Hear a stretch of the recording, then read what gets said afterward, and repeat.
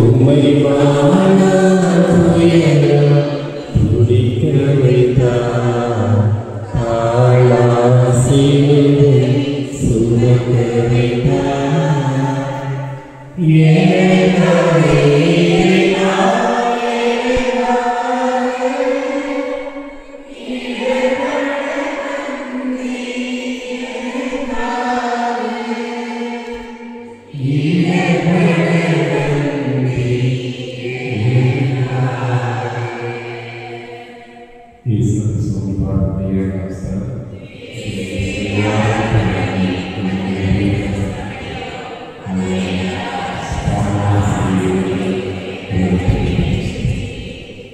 இயேசுவின் தோளில் சிலுவையை ஏற்றுகின்றனர்.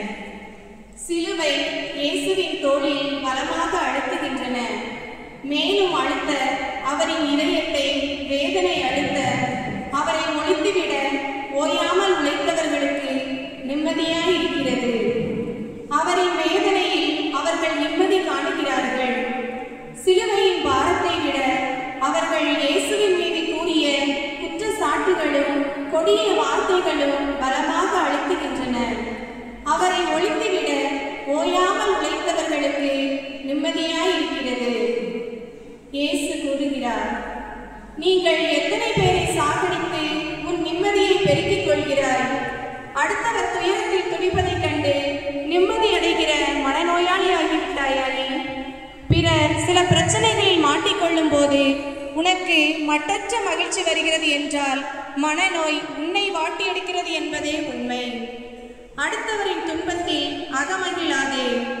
உன்னால் வஞ்சிக்கப்பட்டோர், பழிவாங்கப்பட்டோர், பாதிக்கப்பட்டோர் என நீளுகிற பட்டியலை என்றைக்காவது நினைத்து பார்த்திருக்கிறாயா?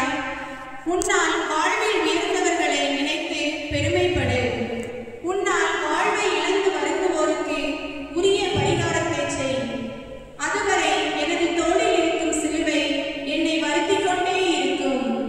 நீ சிலுவை சுமத்திய ஒவ்வொரு மனிதனும் நான் தான்.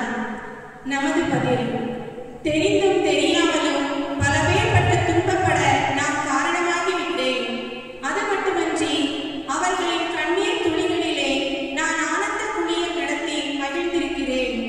பிறருக்கு நான் இனி வருத்தத்தை வருவிக்க மாட்டேன். என்னால் முடிந்த அளவுக்கு பிறருக்கு நன்மை செய்ய முயற்சிப்பேன். இதனால் உமது தோளில் இருக்கும் சிலுவையை இறக்கி வைப்பேன். உமக்கு ஒருபோதும் இன்னொரு சிலுவையாக மாட்டேன். ஆமென்.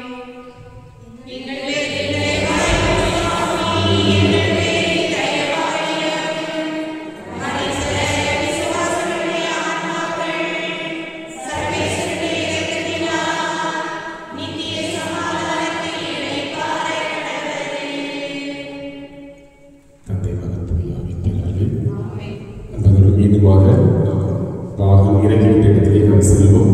மிக விரைவாக அடுத்த இடத்திற்கு நாம் செல்ல வேண்டும். எனவே 5 நிமிடத்திற்குள் நாம் மிக விரைவாக நம்முடைய பாகம் விட்ட இடத்திலே செல்வோம்.